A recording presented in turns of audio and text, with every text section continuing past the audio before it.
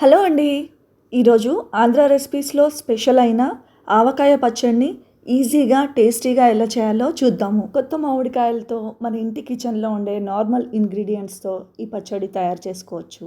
ఇది ఒక traditional recipe కాబట్టి మన అమ్మమ్మ నానమ్మల స్టైల్ రెసిపీ కోసం ఇంకా పచ్చడి ఎక్కువ రోజులు నిల్వ ఉండేలాగా మనము కొన్ని టిప్స్ ఫాలో అయితే సరిపోతుంది. పచ్చడి కోసం కొత్త మామిడికాయల సెలెక్షను, ఆయిల్ ఏది వాడాలి, ఎంత వేయాలి, ఆయిల్ వేయాల్సిన సరైన ప్రొసీజర్, ఇంకా ఈ ఆవకాయ చేయడానికి యూజ్ చేసే ఇంపార్టెంట్ ఇంగ్రీడియంట్స్ ఉప్పు, కారం, ఆవాలు, మెంతులు, వెల్లుల్లి, పసుపు, ఇంగువ, ఇవన్నీ ఏవి ఎంత మెజర్మెంట్స్లో వేయాలి తెలిస్తే ఈ మామిడికాయ పచ్చడి చేసుకోవడం చాలా ఈజీ. ఈ మామిడికాయ ఊరగాయని స్టోర్ చేసుకోవడానికి ప్లాస్టిక్ వాటికంటే గాజు జాడీల్లో పెట్టుకుంటే చాలా మంచిది.